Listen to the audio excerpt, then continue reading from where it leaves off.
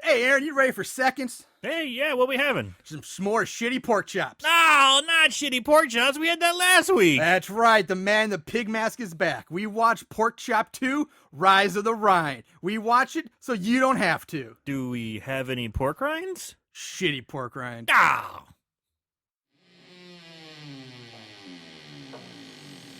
Horror, so bad it's scary. Splitting up is never okay. Plot, who needs it? Don't turn on the lights. Cars don't ever start, but that's alright. Running upstairs instead of out the door.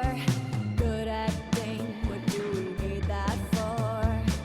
Horrible horror, so bad it's scary. Enjoy the show.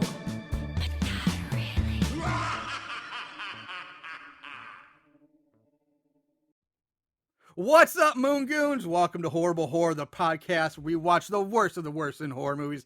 Movies so bad they're scary. I'm your host, Marshall Hampton. Join me today, as always, is my co-host, Mr. Aaron Southworth. Aaron, how are you doing this fine day? What up? How's it going, buddy? It's going all right. Honestly, I don't know. I'm a little depressed because of this. What's got you down, chum? It's this movie. Porkchop 2 has got me down. But you know what? Before we go into that, and let's do a little bracket update. Okay. With our second annual Horrible Horror Movie March Madness thing, kind Fest, whatever it is. Official title. Yeah, we moved on from the Shitty 16 to the Epically Awful 8 this week. Epically Awful 8. Yep. So what were our shitty 16? Right. How'd it break down? Let us know. It broke down like this. All right. In round one of the Shitty 16, we had Bloody Bible Camp taking on Camp Dread, and Camp Dread was voted by the listeners as the worst of the two. Yeah. So Camp Dread's moving on to the I awful, concur. epically I awful concur. Round two, or matchup two, we had Street Trash taking on the Ginger Dead Man. This was a close one. A lot of back and forth, but the Ginger Dead Man went out and People on. love that cult classic of Street Trash. Yep. You know, they don't Some want people got upset that it was on there. Yeah. Called it beautiful art or something like that. I'm like, Beautiful? I don't know if they can say about that. beautiful art. But. Yeah. But anyway, then third matchup, we had Camp Massacre taking on I'll Always Know What You Did Last Summer. And this was a tough one, but I'll Always Know What You Did Last Summer moves on to the surprised. I'm surprised, but that movie was shitty. Yeah, it's so, yeah. And then the final matchup for on this side of the bracket, we had Cheerleader Camp to the Death taking on Dahmer versus Gacy, a battle of shits that could have been Final Four contestants. Yeah, easily. You know, this is a bracket buster. Here. Yeah. And this Dahmer versus Gacy, unanimous again, moving on. Yeah. That movie's they seem unstoppable. Dahmer versus Gacy seems like the Duke, your Kentucky, your Kansas City Jayhawk of shitty horror movies. Yeah, they're gonna plow right through this. And then on the other side of the brackets, we have Zombies taking on Terror at Baxter U. This one, there wasn't a whole lot of action. This one is a pretty slow, dull matchup, but Terror at Baxter U squeaked it out. It's one of those matchups you see where you're just like, I don't really care that much. Yeah. You got no dog in the fight. And I think it's just because those are really low-budget movies that a lot of people just haven't seen. Yeah. And then we had the holiday battle, the battle of the holiday movies, which I was excited about. We had Silent Night, Deadly Night 2 going up against Thanksgiving 3. And again, in a kind of, I guess, I don't know if you call it an upset, but surprise, Thanksgiving 3 moved on. Huh. Because it was either one in my book was worthy of moving on. They both sucked. But I kind of like both. I like both those movies. I know honestly. you like Silent Night, Deadly Night 2. Yeah, and Thanksgiving 3 was just so bonkers. Yeah, so insanely acid tripping with weirdness. The puppets and everything. I mean, and like rave techno dance scenes. I actually kind of like the music. Yeah, I mean, it wasn't a bad movie. I mean, okay, yes, it was a bad movie, but for a bad movie, anyway. Then we had Holla taking on Hallows Eve, and this was another one back and forth. Came down to the wire, but Holla beat out Hallows Eve. Holla beat Hallows Eve. Yes. And moving on. And then having trouble. Yeah. And then finally, the last matchup on this side of the bracket, we had the Trapdoor taking on Holla 2. Trapdoor was my pick. That was my Trapdoor was my pick too. That was my go to the finals. Nothing's getting to at least the final four. Yeah, easily. But and upset. another fucking upset. The Moon Goons, the listeners, I don't. The people have spoken, so I gotta go through results. But what the hell? God damn. God, yeah. Holla 2 moves on. So are the Holla movies the sleepers? The Holla movies, I think. I don't know. We'll find out. But we have a showdown of the Hollas in the Epically Awful 8 because it'll be Holla versus Holla 2. No shit. Yep, that's how it plays out. Wow. So one of them is it's a Holla hoedown. It's a Holla hoedown. Oh yeah, so that starts probably Wednesday or I don't know, whenever, I'll post it on our Instagram when next round starts and the voting opens up for next round. But we're getting down, man. We only got what, 2 rounds left, I think, before we crown our champion for this year. With that said, let's move on to this week's catastrophe of God damn. Porkchop 2 Rise of the Rind, or as it's called in the credit, Porkchops. Porkchops. So again, we have another movie that has 2 different names. Doesn't know what to call. Porkchops? Is it Porkchop 2? It's weird. When I typed it into IMDb, just to kind of, because I didn't try to look for any information other than just an actor. Yeah. When I typed in Porkchop 2, it didn't come up. I got Porkchop 3D, but then when I typed in Porkchops, this is the funny thing. I typed in Porkchops, and then Porkchop 2 Rise of the Rind showed up. I'm like, what? I'm confused. Because IMDb, it says Porkchop 2 Rise of the Rind on IMDb. Right, but when I typed it in, I was doing this on my phone. It wasn't on a laptop. It wasn't on a computer. So I don't know if it was the app's issue or and what then, have I know you. on Amazon it's Porkchop 2 as well. That's where it's just really strange. Yeah, it's really weird. It's I don't understand what's going on there. Which title do you want? Yeah. Honestly, I kind of like Rise of the Rind. Yeah, I think it's kind of funny. Well, I think it was originally called Porkchops because that's how the opening that's title what's in the credits, so it's got to be that, Porkchops. Yep. And I think they go, you know what? Let's just call it Porkchop 2. Yeah. Plus, Porkchops, it kind of does like alien. There should be more than one pork chop. It's plural. There's only one guy in a pig mask in this, not 2. So, anyway, grammatically, it's not right. They were trying to work with it. Yeah. So Porkchop 2 Rise of the Rind was released on straight to DVD, obviously, October 28th of 2011. So like immediately after the first one. Like they didn't take really any time off. They were like right into making the sequel. It was written and directed by the same guy, Eamon Hardiman, who I apparently doing research on this. I didn't realize this at the time, but he actually is credited for directing part of, not the entire thing, a part of the Dahmer vs. Gacy movie. Huh. Yeah. I wonder which part. Yeah, I don't know exactly. I didn't say. It just say directed part of. I like early on, so I think maybe he was started directing, then maybe they did a director change, or the project got held up, and then they came back to it with a new guy. Don't know, but that's. But if you're curious, if you actually just watch the movie, it's only found on disc on Amazon. It's not streaming anywhere. Can't find it anywhere streaming, not even YouTube. Yeah. Because I tried, just because I wanted to see if it was available elsewhere. But it's a short movie. Surprisingly, it's an hour and 10 minutes, and 10 minutes of that is credits. And this movie did not need a 10-minute credit roll. No, at all. So at least it's short. The cast, really not a whole lot to talk about, but we will mention a few people here. The main character is Simon, is played by Sam Qualiana. It's a really weird last name, but he's got 30 credits to his name. Make him sound like he's an African tribe leader. Qualiana. No, he's like some white nerd. Yeah. He's in such movies as Attack of the Killer Shrews, Killer Rack, which, come on, I gotta see that. Pig Girl, Porkchop 3D. I love this one. Black Guy on a Rampage, Angel of Death. I hope Terry Crews is in that movie. That sounds like he should be in that, you know? Snow Shark, Zombie Babies, Swamp Squad of the Dead, and he was also a protester along with an uncredited chicken zombie in Poultrygeist. Nice. Nice connection. Exactly. So a little callback there. Nice. Exactly. Okay. The main girl, Meg, is played by Angela Pritchett. She's got 36 credits for her name, but really nothing special to anything I've ever really heard of. But she does have some, mostly independents and shorts. Now, really the one with the most, I guess, acting chops would be this girl named Kylie Williams, who plays Heather, one of the minor characters, but she's got 41 credits, including Porkchop 3D, zombie babies as well. And then a movie called Leaf Blower Massacre 2, which I would love to watch. There's a first one. Apparently, the first one was, I actually looked this up. The first one was is like a little short on YouTube. I Okay. think you can find it. The second one might be a little longer, but God, I won't watch that. She was actually an award-winning actress, believe it or not, in this movie. Not for this movie, but she won Best Supporting Actress in a short film called Once When I Was Dead at the Fantastic Horror Film Festival in 2015. And she was nominated for Best Supporting Actress in a feature film for The Lashman at the 2014 at the same horror festival. So this gal, Yeah. was she like the head bitch in charge, bad girl? She was one of the bad girls. I don't know if I'd call it. She was the darker haired one.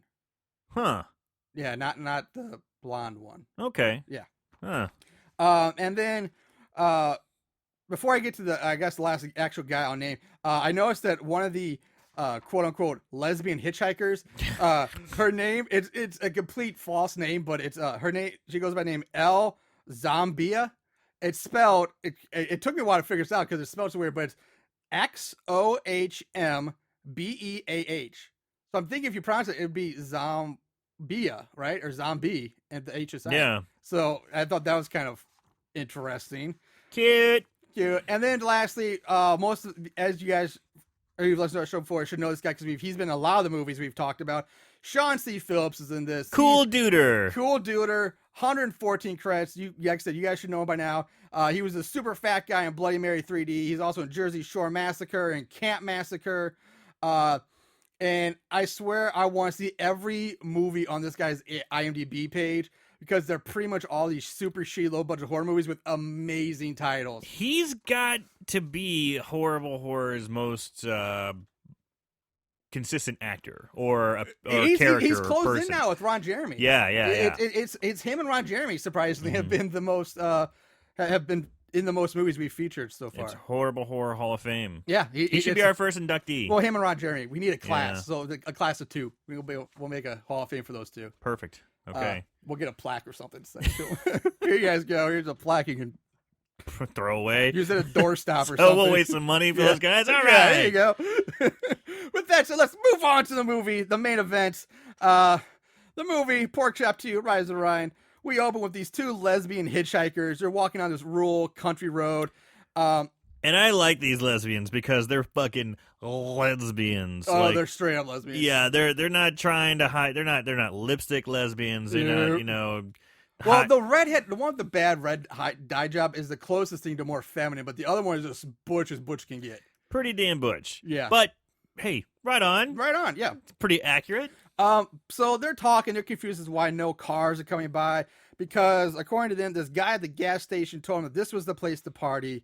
Now, for those who listened to the first episode or watching, I'm guessing this is supposed to be Bert. a reference to Bert Fleming or Teddy from the first movie, who run the gas station that tell everybody, hey, go party at Camp Wood. And so I'm thinking that's what that's a callback to. Now, the lesbian in glasses, because I don't get their names, it doesn't matter. Lesbian glasses says it's too hot and they're going to die out here. And so the lesbian with the bad red dye job, well, let's call her Red, she's like, take your shirt off. And Glass is like, hey, not here. Let's go In the woods. Let's go into the woods. Now, okay, first, this is how the movie starts, right Yeah. off the bat. And the writing and acting here are fucking horrendous, right, like from the get-go. And something that's also tradition with the Porkchop, I guess, now is also bad sound. God damn, is the sound really bad. Right off the bat, I recognize them. Just like, Jesus, you can hardly hear what they're saying. There's bugs chirping in the background, which is really loud. And I'm like, we're back to shitty quality. Okay, Here we go. And this is just maybe me nitpicking. It kind of bothered me. But also, if it's that hot outside, you're saying it's so hot we're going to die from the heat. The last thing I want to do is go have sex in the woods. Like, really, like, I'm sorry, that just make me hotter and stickier and gross. And the last thing I do want that house be touched by someone, let alone put forth any physical effort to do anything, let alone have sex in the woods. That just sounds gross and disgusting to me. If it's Pussy. that hot. You pussy. No, I totally agree. I'm right there with you. Oh, I God. don't know. My man, But they're Yeah. like, let's go in the woods. we're getting old, huh? Yeah. Our libido is just like gonna get hot and sticky and dirt. Screw that, man. Maybe we're just like, realize, yeah, sex is great and all, but come on, let's. You getting don't need to older. be hot and sweaty and dirty in the woods. Because, man. No, it's a nice crisp 70 degrees out, or 75 degrees, a nice breeze. Yeah, sure, why not? That's great. That's wonderful But bone in the woods weather. Hot till But death. if it's like yeah. 98 degrees and humid, and this is in West Virginia, so God knows how humid it gets there. I don't know. But that's the last thing I want to do. Because I talk about the summers here in St. Louis. It gets like 100 degrees and with humidity plus. But these girls did not give a fuck because they go into the woods and they really get to fuck. Oh, they do. Man, it's like aggressive. Yeah. So they immediately start making out in the woods and they're stripping off their shirts. And yes, we see boobs, but before you get too excited, it's not really the best looking pair of lesbians. They're like, eh. Whatever. But they start rubbing their tits together. Yeah, this is getting pretty soft, like pretty aggressive. Yeah, like this is softcore. like we're holy talking crap. like working the nips with the tongue, going at it. Like whoa. Yeah. So Glasses goes down on Red, And by going down, it's like pretty. I mean, it really is like one step away from like vivid porn, right? Yeah. We're talking like Skinemax quality. Except for like, but except for that, you can clearly tell she still has her pants on. Well, but she's got like a skirt or something. If it's a skirt, then it works. It's a skirt, yeah. So while Glasses going down Red, we see Porkchop watching it from behind, like the tiniest of tiniest branches. Like it's such a twig. It's a giant man in a pig mask. Yeah, just behind this tiny little branch. Glasses is face deep in Red's love trench. Deep. And Porky comes up from behind them, and there is zero sneaking here. Like Porky's well over 300 pounds, stepping on every twig and dead leaf with every step, strutting on up with big old boots. And neither girls hear him approach until he's like right on top of them. To which Red looks up and goes, "No, no!" But Blue, Glasses doesn't care. She's just still going. No, she's like her panic is mistaken for sexual pleasure. So Red Glasses continue eating the fur muffin. She's just going and going, and Porkchop steps on the back of Glasses' head and pushes her face further into Red's baby box, causing her to suffocate and die. Which this may be the fastest. Yeah, this is only a first, but it's also like the fastest suffocation I've ever seen. Death by vag. Yes, it's nearly instantaneous, which is complete bullshit. I mean, it's like no one would die that fast of suffocation.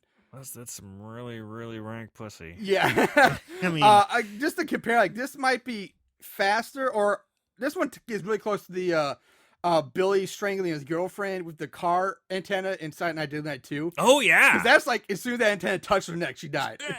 Yeah, she was instantly dead.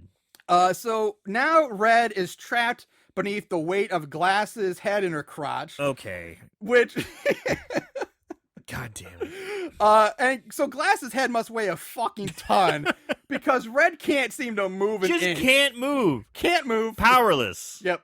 Can't move. And not only can she not move, Porkchop takes his time to walk over to go grab a post digger. Yeah. To which Red is lying there again, motionless. It's like Glasses' head became like Thor's hammer. Like, right. Nobody can move No it. one can move this lesbian's head. Try as you might, man.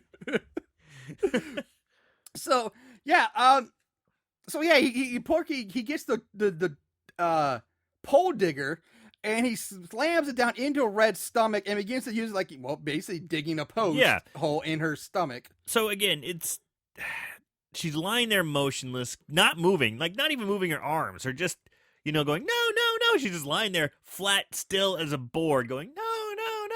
Then they cut to the post slamming into her intestines, slamming into her stomach, and you pan back and you see that she's like dug into the ground. Yes, thank you. I mean, we all know the effect where someone kind of like you have to cover puts they're more vertical and. Well, it's the Kevin Bacon head in Friday the 13th trick. Exactly. Where, his head's sticking up through a hole. And but you can see she's dug into the ground. Yes, I know. It's so bad because every shot before it, she's flat ground. And then this one, there's a goddamn root next to her head. In a ditch. Her arms kind of like up off her. That's why she can't move them. Just all they needed was just maybe 5 more minutes of a little bit of work. I understand. Maybe you're on you got a time. You need to keep a schedule, but it's still in the dirt around her. Come man. on, guys. God, it's so bad. It's the extra 5 minutes. Yeah, it looks so bad. Ugh. So that's lazy. That's just lazy. But also the fake skin of her belly looks really bad. It's like all folded up and flopping around. It looks awful, and the intestines look like long pieces of cloth that they just soaked in red food coloring. Yeah, like they don't even look meaty. They just like fabricy or something. It's really bad. So once Red finally dies, we roll the opening credits. Now, these opening credits basically tell the story of the first movie and reshow a lot of the kills from the original, accompanied by like rockabilly music. Uh-huh. Now, this is the only, we already talked about how it's called Porkchops here, which is I found really weird. But we'll move on. After credits, we meet our main character Simon and his family as they drive down the highway, and they're on their way to their new home because they had to move for some reason. Yeah, they had to move like right now. Yeah, like we have to move right now to West Virginia. And basically, they make a big deal that making you know that the father hired movers off of Craigslist to move their stuff, and he's paying them in beer. So that becomes apparently that's important. It's the worst idea ever. Yeah, it really. But I kind of liked it. I'm like, that's the worst. So the family talks about the move, and of course, the teenage Simon is not happy about moving to West Virginia. He's playing Game Boy or something in the back. Yeah, Nintendo DS or something. And he says that West Virginia is filled with nothing but redneck rapists, which the mother replies by saying, "And fish, lots of fish." Now, I only say this because I love that she doesn't correct him or say like, that's like a not nice thing to say or that's inappropriate. No, she's basically agreeing with him. Said, yeah, there's redneck rapists here, but there's also fish. Also fish. There's also fish. So after some more driving, the father just basically kicks Simon out of the car on the side of the road. Just like, get out. Like he's supposed to say something smart ass or kind of give a smart ass remark, but I don't even get that at all. It's like, the lamest. It's the lamest, smartest. And his ever. reaction is not like, "Get the fuck out of the car, son! You're pissing me off so much." He just pulls her. He's like, "Get out! Yep, get out!" What do you mean? The acting is fucking horrible. Yeah, he's like, "Yeah, get out! You're walking the rest of the way." And yeah, he's kicked out for no reason and just drives off, leaving Simon stranded on the side of the road to fend for himself and walk to a house that he's never been to. How does he even know where he's supposed to go? I don't understand that either. He's like, "You're walking," but Dad, he goes, it's too far, and he goes, "Should have thought about that." So does he know where it is? I don't know. So Simon's walking down the side of the road.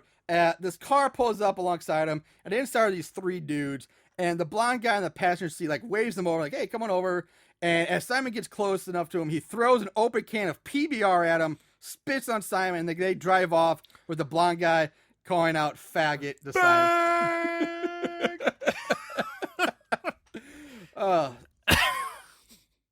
It's so wrong, but at the same time, it's so I don't funny. I hear faggot in a movie still. It's like it brings a smile to my face.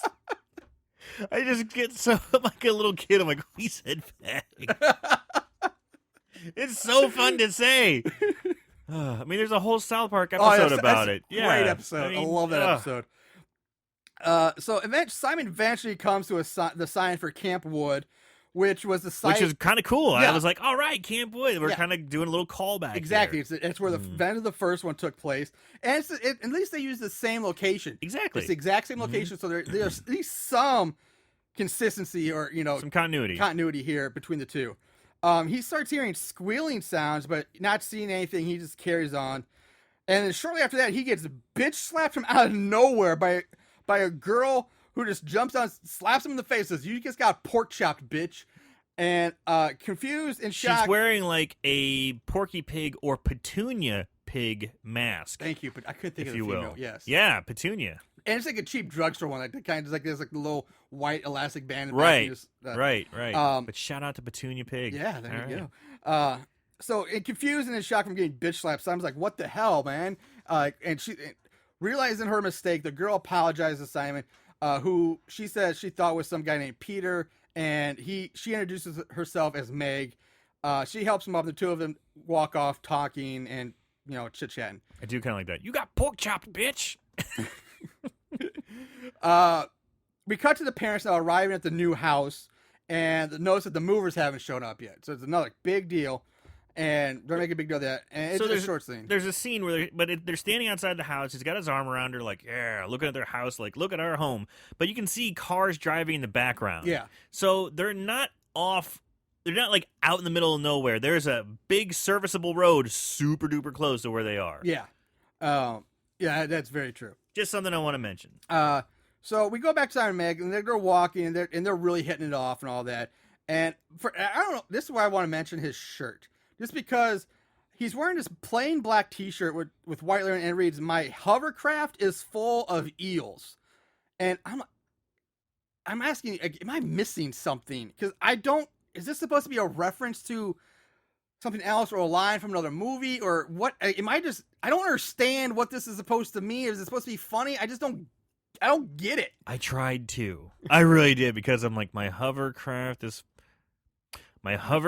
full of eels. Okay, if anybody knows out there, Yeah. any Moon Goons know if we're that's like, from hey, anything, let it yeah, please. please Because give I'm like, us- why the hell is that on a shirt? What's that mean? Like, I don't get it. I'm very curious. Yeah, like I didn't do any research. I didn't do any research. No, that I feel like I should know that, though. If there's something that's in reference to, I feel like I should know it. Yeah, And I'm almost kind of embarrassed that I don't. but it might or not be should I anything. be? It might not. It might just be something stupid they made up for. Like, I don't get Sure. the shirt. But he wears it for like the entire movie, or at least the opening half, I should say. Anyway, Meg explains to him who Porkchop was, and then she goes around slapping people, saying they got pork chopped. It's her thing, and she kind of takes pride in being like the town's weird girl. Like, Yeah, I'm the weird girl. I'm the weird girl who's into Porkchop, and no, most people shouldn't be. So Porkchop's got like, he's got like a air about him, a mysticism, kind of he's an urban legend, but real, you know, kind of thing. He's It's like the people Mothman. don't, yeah, people don't Mothman. like what? The Mothman. Well, okay, yeah. People are still real, but people still talk about him and fascinated by him and all that. It's like yeah, your local urban legend type thing. But yeah. So they arrive at Simon's new house, which just so happens to be Porkchop's old childhood home. We learn. So basically, Simon's moved into the Myers house, is what basically boils down Yeah. to.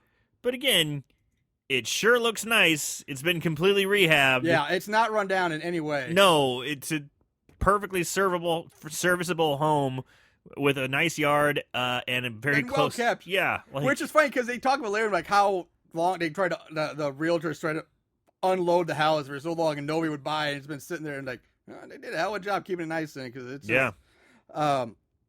So inside, Meg's like, "Oh, I gotta look around this house. This is the Porkchop house," and she's looking inside. The parents are watching, like, "What the hell?" It's stupid. They end up in Simon's room, and basically through his window, they notice the barn in the backyard. Meg's like, "We're going out there. Let's go." Eye shot. It can't be that far away. Exactly. Keep that in mind. It's Yeah. supposed to be like right out. It's like, "Oh, look, there it is out the back window." Yeah, but. And they never show the barn in relation to the home. No, they never never do. But she obviously says, "Hey, look, there's the barn." So, Right. Yeah. And she's not like at the window. She's sitting on the bed with Simon. Yeah. So And she's like, Simon's like, "I don't really want to go out there." But she's like, "Hey, if you hang around with me long enough, maybe I'll let you kiss me." And she's like, "Oh, okay, I'll go." sweet. Yeah. So they're out back walking through a field of tall wildflowers. And for no fucking reason, people, I shit you not, they break into song. What the hell is happening? I already forgot about that part. But yes. I mean, this can't be real. I cannot allow my brain to acknowledge that this happens in this movie.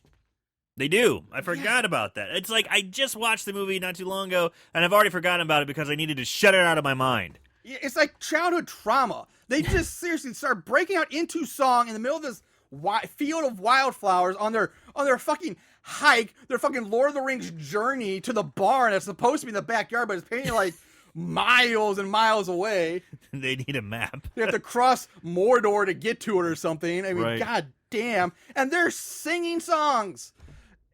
It's... And the songs are bad, but it's like, it's not even funny. It's like, if you're going to be No. funny, have some fun with it and kind of sing something funny. Like, the songs in Poetry Guys were these funny. They were funny. But- This is just random and pointless. The music does not accompany their lyrics the way No. their inflection. If I sing like this, you think music would They're not- be... there's not even music. They're singing a cappella. They're No, talking- there was music, but I don't remember. I thought they just started singing. But the music wasn't anywhere near like what was going on with the actual cadence of their music. Yeah, it was really shitty, and that really threw me off a lot too. How bad the music was compared to. Fuck. I don't. And this never happens again in the movie. There's never a ref callback to it. They don't sing anymore. It's just this one thing, and it's done. But it's just like, what the hell is the point of that? What were they thinking?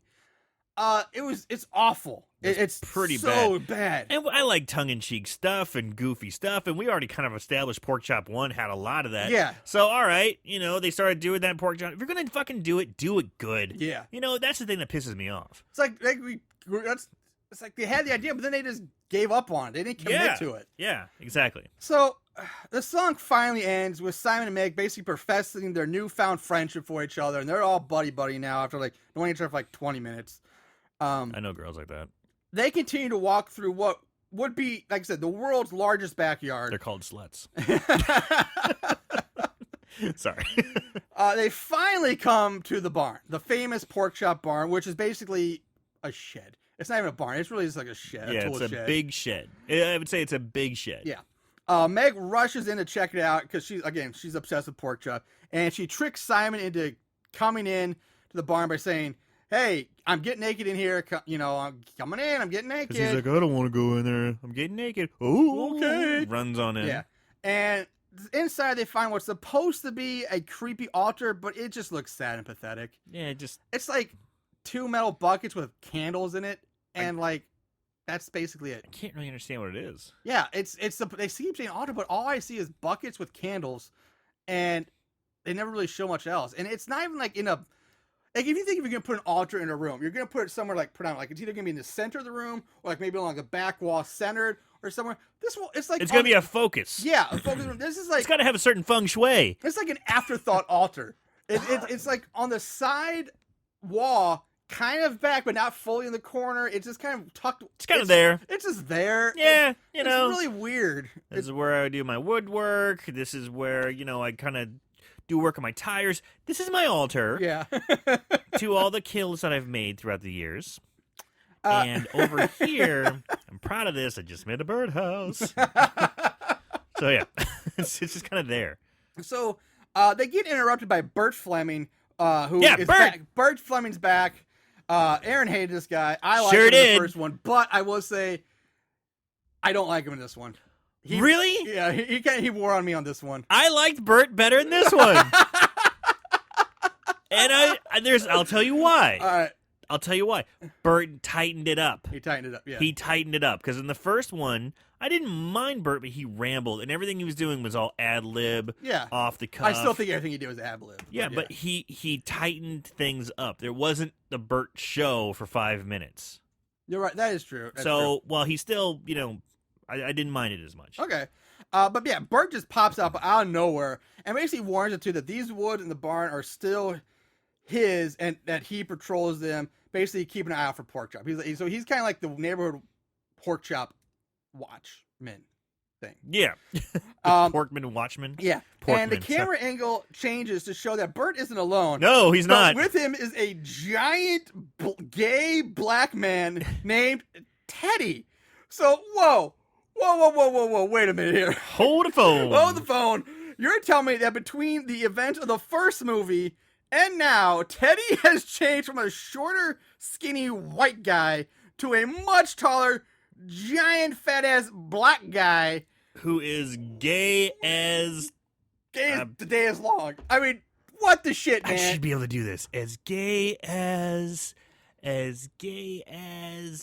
I got nothing. I've been working all day. Yeah, he has a cock in your mouth. It's pretty gay. I don't know, but I'm just saying. It's a little crude. I was going for something more clever, but I don't know. But cock in the mouth, he can't be. That's pretty gay.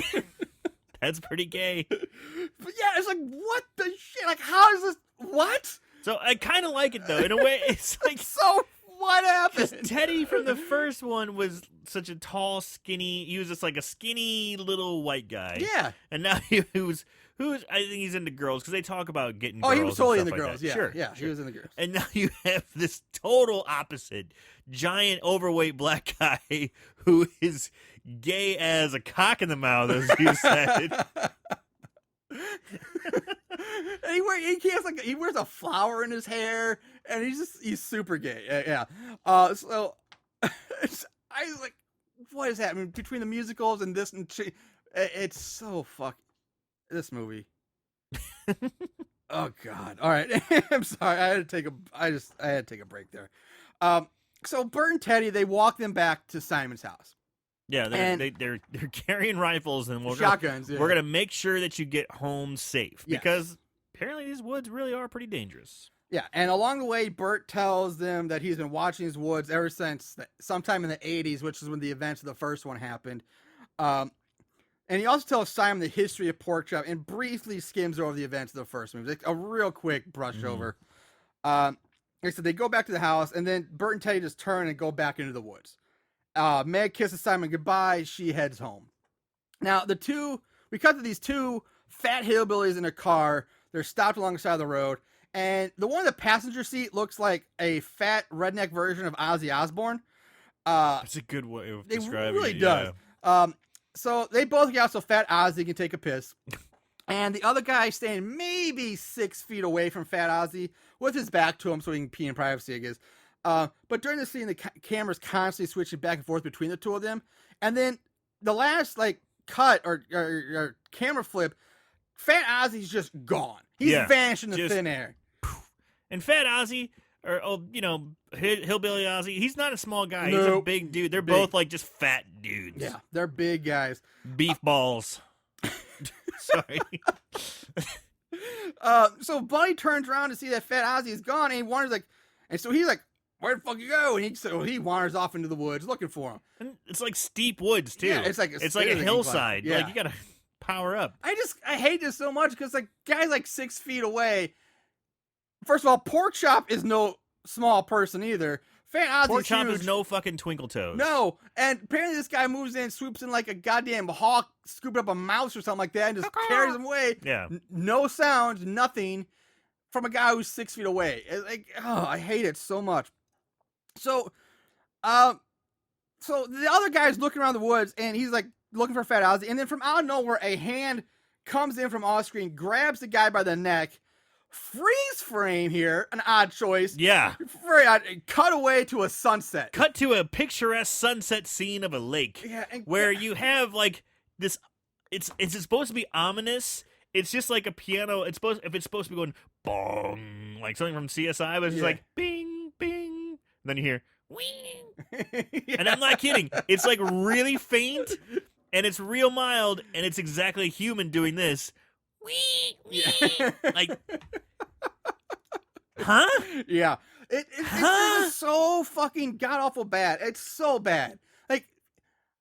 First, the freeze frame is an odd choice because the freeze in the shot they do makes it look even worse because the guy's reaction in the hand, it's I can't. This is audio format, so you can't see, but it's awful. It's the worst thing that they could have done anything other than that. So they could have just cut to black and heard a scream. Yeah, that would have been better too. Just cut to black. So now we rejoin Meg, who's walking home alone in the dark with a flashlight, and so again, I'm so frustrated because you're telling me she's supposed to be walking home from Simon's house, right? And she left in the afternoon. It was bright and sunny when she left Simon's house. Yes. And now it's midnight. It's pitch black. Pitch She's black. got her flashlight out. I'm where the hell does this girl live that it takes her this long to get home? And why does she always carry around a giant flashlight with her at all times? Where'd that come from? I know she has a book bag, but seriously, who walks around the flashlight at all? And it's not a little keychain one. That would make sense. No, it's a proper flashlight. Yeah. So she's walking through the woods, and she ends up walking past the now dead and gutted bodies of Fat Ozzy and his buddy hanging from a tree, but somehow she doesn't notice this, even though she walks right by him. Yeah, so, it's dark. She didn't shine a light directly on him, so I'm kind of oh, she just missed the bodies. Ugh. Yeah. So she's in Porkchop territory. But even by the moonlight, they're not. So this is the reason I understand. This is my thought for this shot. Okay, is to just show that yes, she just did leave, Simon's place, and so they're in the kill zone, if you will, for Porkchop. Yeah, the vicinity. The vicinity. So that's kind of the I get that too. I kind of get that. Like, yeah, it makes you wonder. Like, one, where did the fat guys come from? How far away were they to Simon's house? And so like, they how couldn't far have away been did too she? far Yeah, it's away. like, Yeah. were they on the road, like right out front of his front door that we saw earlier? And that, again, nobody seen. They had to have been. I mean, how did they get had there? to have been. How did they get there? How far is she walking? Yeah. 10 miles? That's what I thought. So the next day now comes, and Simon comes out of his room wearing women's clothing because it turns out the movers still haven't shown up, so nobody has any clothes, and he's forced to wear whatever his mom had on hand, and it's like this pink, skin tight, pink low cut V-neck, yeah, like with 2 zebras on it. Yeah, it's pretty awesome. Actually, yeah. So it's off like a great piece of clothing you would never want to wear. Yes, that's a great way to put it. So off to school he goes, wearing the shirt, and skin tight shorts too. And that's it though. First day of school, no book bag, no books, no pen, pencil, nothing you would need for school. Just a woman's shirt, and off he goes. And you think he even made the argument, I'll just wear the clothes I wore yesterday, and they're like, no, you're not gonna, like, fuck. Yeah, I kind of like, mom's like, you're not gonna be the smelly kid, blah blah blah. I'm like, I'm like, yeah, you can wear those. Yeah, again. I'm not gonna let my son wear women's clothing the first day of school. The worst shirt to ever. A high school. Right. I mean, come and on. It's your first day. First day. Worst parents ever. Yeah. Yeah. You just want your kid to get his ass kicked up. Most definitely. And be on. Maybe they do. Maybe they are. Maybe this is a plan. Maybe they just really hate Simon. Maybe. The parents hate Simon They that kicked him much. out of the car, made him walk. They really have clothes. They're stashed in the barn somewhere. They're just like, you know what? You're wearing this, kiddo. We're gonna fuck with Simon today. We're going to give him women's clothes. So this is when I'm a quote unquote popular guy. I'm sorry. I skipped it. Meg basically saves him from being laughed at and drags him into a stairwell where she kisses him out of the blue, and just tells him like, "Hey, stay here, hold on, I'll be right back." She rushes off. Now this is where I get quote unquote the popular guys come downstairs, and I don't even know if they're supposed to be the popular, but it's like the group of guys that are featured in this movie, the clique, the bullies, the bullies, the just weird, the cool group. kids, the cool kids. Yeah, but I don't know if they're supposed to be the cool kids. Well, I mean that's. They're just this one group, but yeah, so lack of a better word, I'm calling the popular cool kids, whatever. So they laugh at him as soon as they see him, of course. And the leader of the group is the same blonde guy we saw earlier who threw the beer at Simon. Called him. And the last guy in the group is this large, dopey guy named Howard, and he punches Simon in the stomach, calls him gay for wearing women's clothing, laughs at him, and then May comes up and gives him like some gym clothes to change into. So she kind of saves the day. We jump ahead to Simon and Meg in Mr. Fellsworth's class. And since this is a movie, all the popular kids are in the class as well, because that's the law of movies, where all the characters have to be in the same class together, even though that would pretty much never happen. Right. I can count the number, on my one hand, the number of classes I have, like my really good friends in high school. Like barely any. We were always like so scattered. Come to think of it, well, it also depends on the size of the high school. That's true. You gotta take that into consent. All right, this would be a smaller high school. Yeah. It's a small town in West Virginia, but still, it's like really, it's like such a movie cliche trope. Everybody's in the same class. We went to good sized high schools, pretty large ones. My graduating class was 500. Yours was probably in the same ballpark. Yeah, 500 easy. Yeah. So I mean, it's relatively good size. So it's about 2,000 kids on campus, if not more. Yeah. Give or take. So there, it looked like maybe their whole school was maybe about 400 or so. Maybe, yeah. I didn't take that into consideration, but still, I just find it funny because it's not just this movie. Like you see, like every high school horror. Now that's true. They're like always in the same class together. Now that's true. They're like everybody's in the same class. We're at school in California, population 20 million, but yeah, we're all having class together. What's up, dudes? It's like no, like I saw my friends like before school hanging out, and then maybe lunchtime if we had the same lunch hour, right? And then we'd hang out afterwards, or occasionally, like I said, the rare chance I'd have PE or one other class was a friend of mine. Right. It was so. So anyway, so Mr. Fellsworth's classroom is clearly an art class. It's clearly an art classroom, but I think it's supposed to be a history teacher. I don't really know what he's teaching, but it's certainly not art. No. And Meg gets him to talk about Porkchop, which has been a banned topic of discussion in the school now. Nobody's allowed to talk about it.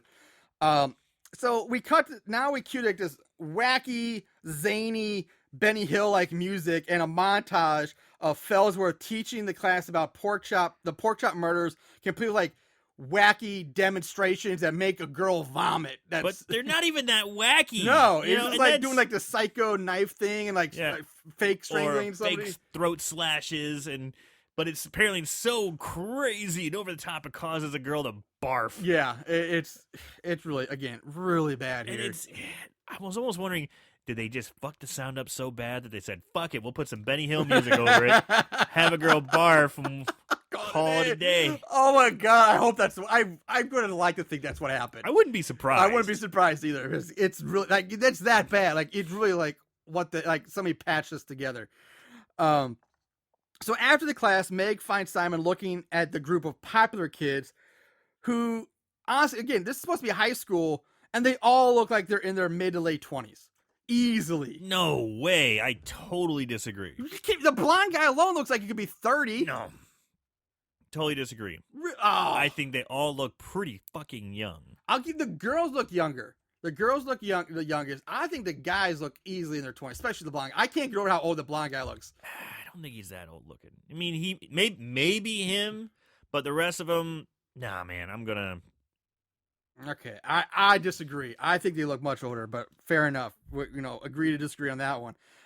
So basically, Meg's giving him like a rundown of each guy. So we get like a really brief, glossed over, like quick, like description or backstory of each of the characters. That's so and so. He plays baseball. That's so and so. He sets homeless people on fire. This Yeah. is so. He does it's real rundown, and they're all ancestors because they basically all sleep together and they all fuck each other, and it doesn't matter. Again, I think they're trying to be funny here, but it just doesn't play. And Simon tells Meg that he has a plan to make them like him. So after school, Simon asks Meg to come over for dinner. Again, they kiss. They just walk off together. Now we cut to like some other high school couple, like this total random couple we've never seen before. Totally random. I guess again, there's like we said before, everybody's in the same classroom because they were also in the Fellsworth class because they're talking about the pork shop and the Right. Fellsworth. And then this girl just comes right out and says, "Hey, I have an idea. Let's go into the woods and fuck." He's like, all right. Oh yeah, it's like, all right, and off they go. So off they go. And mind you, they're on school campus. Yes, they're right? supposed to be on school grounds. Yes. So they're on school grounds, and the woods is probably not that far away. No. Actually, let's say they're right there. You can see them from the school. Yeah. Right? Obviously, yeah. Okay. Right there. So it cuts to them kissing under a tree. They have a blanket laid Sitting down. on a large company, which, again, yes, where the fuck did that come from? Because they clearly didn't, none of them had it. It's just suddenly a comforter there.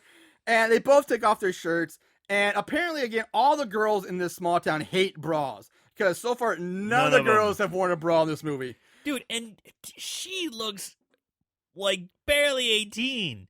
Like, again, the lesbians looked really young. This girl looks really young. I think the butchy one looked younger. The red...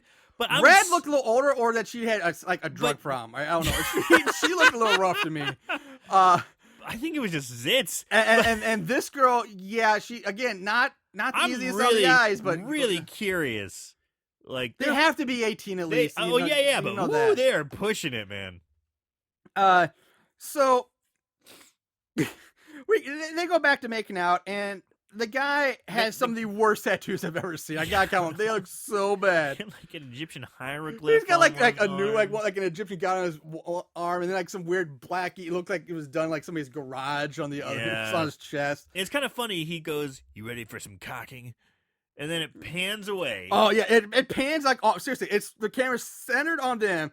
It pans from our perspective. It pans to our left, and we just get a shot of trees. And they're supposed to be having sex. There's off-screen dialogue. And moaning like, oh, and then it pans, like seriously, 10 seconds go by, and it pans right back to them putting their shirts back on. Shirts back on. And the guy apparently never even got his pants off because he's still just sitting in the same position he was when they panned off of him. I honestly kind of liked it. I thought it was kind of funny. And so then they said, "Hey, we fucked. Let's get high." Yeah. So now Out of nowhere comes a giant bong. Yeah, again. He pulls out a bong from I don't know where. Like, did he just walk around with a bong in his backpack like at school? 2-foot bong. Like this big blue glass bong, lights it up. He takes a hit, which, first of all, I'm not even sure if it would even work the way he smokes it, because I'm pretty sure when you hit the bong, you have to pull the slider thing out, the bowl out, to inhale. He never does that. The fucking thing is duct taped to the bong. Marshall's schooling motherfuckers on bong rips. I like it. But I was like, come on. Like, and mind you, he's my most non-weed smoking friend. And even he's calling bullshit. It is bullshit. Like, this goddamn thing's duct taped together.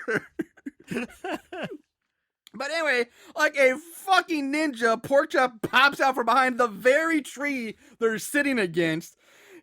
Porky slams the guy's head down on the bong, causing the bong to burst out the back of the guy's skull. The girl screams as blood splatters across her face, and Porkchop just picks her up and carries her away, never to be seen again. Yeah. That's never resolved. And now, mind you, that scene sounds awesome the way you described it. In all actuality, it was dog shit. Yeah. Sounds awesome. The sound quality was so bad. So Porky comes out from behind, slams his head down on the bong, but you don't hear anything. It's all like that might be the sound it makes. It's like a queef or something. Queef. I love it. So you hear her scream. Porky like grabs her and runs off. Yeah. And the effect is pretty bad. It's just this goo that kind of plops up. Yeah. Yeah.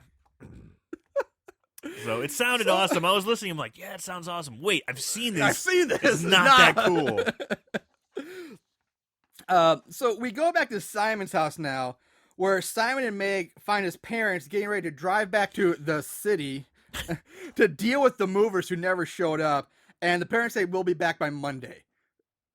So I get really confused like what day, when this is supposed to take place. Because at first I'm like, oh, they showed up on maybe a Thursday. It's now Friday. We'll be back by Monday.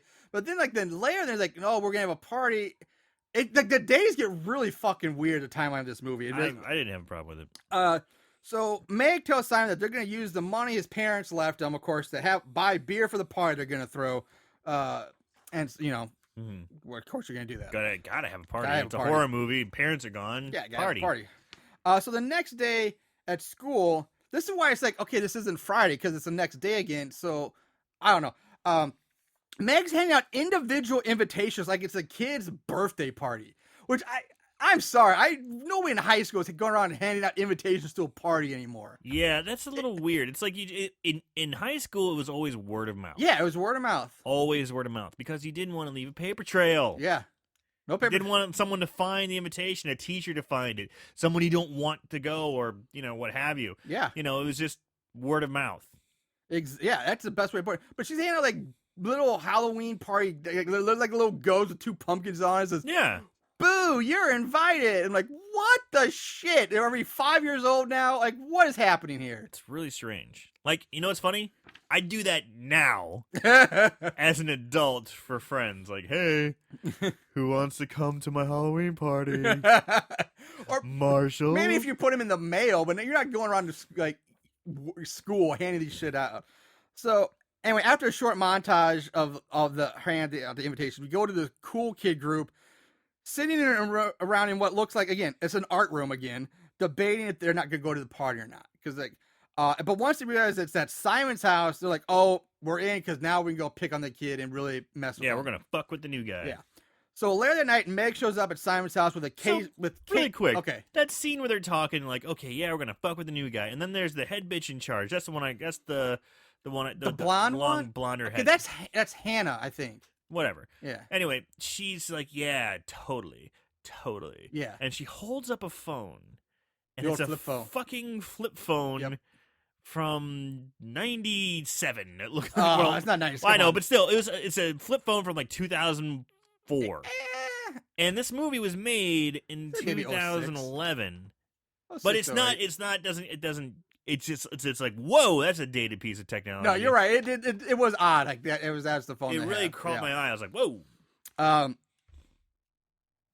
So anyway, Totally. yeah. Like I said, Meg shows up at Simon's house with cases of beer, which have labels taped over them, Yeah, which I find funny because they didn't bother covering up the PBR. It was clearly visible when they threw it out the window. But they clearly taped over Bud Light. Yeah. Yeah. So Meg kisses Simon again and tells him that she left more beer down the road because she couldn't carry it all. And before I move on to how weird that is, I just want to say every time Meg kisses him, it seems so random and weird. Like, it looks almost like just oddly uncomfortable or like forced. Like, it doesn't look right. Right. It's weird looking. Something's off about that girl. Yeah. So also now I do need to talk about how this beer thing makes zero sense to me. Because I have a big problem with this. She carries in two basically 12 packs, right? I thought they were like old school 24s. Regardless. They're cased canned. They're cased Yeah. in cans, but maybe old school 24s. But she carries those in, says, "Hey, go get left them down the road because I couldn't carry them all." So how did they get down the road in the first place? I mean, She has no car. Nobody has a car except for like the popular kid. So she carried these cases from somewhere, which also means she carried the beer she left on the road a certain distance. her certain distance to leave it at the road, and then came on.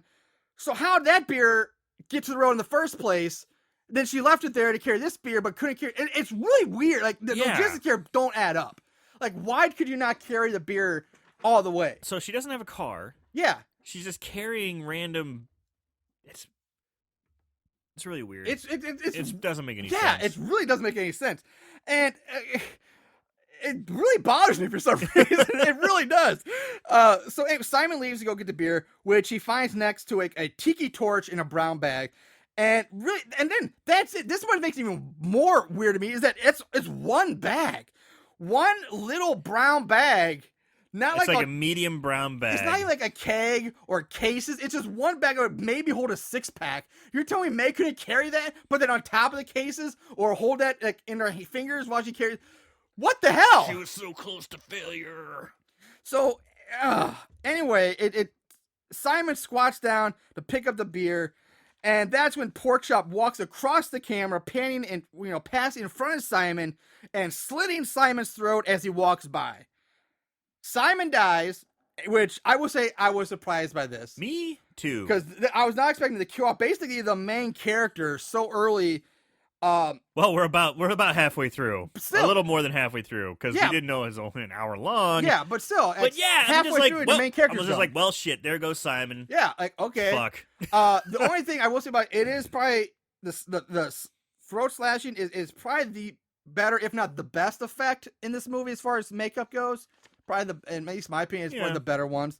But yeah, Simon's dead. Like, main character gone. Right. And not even a great death. No, nothing. Haphazard, like, he's just like done. trying to pick up some beer, like, oh, some beer. Yeah. Dead. What a shitty way to go. Yeah. And he overacts it too. Like the facial expression, he overdoes it. But back at the house, all the cool kids now show up, and because they're like the one person in downtown has a car, and they tell Meg, like, "Hey, go get us beer, Meg. You suck." Basically, she's Meg from Family Guy. Everybody hates Meg. Yeah, the HBIC is like, get us some beers now. God, you're so weird.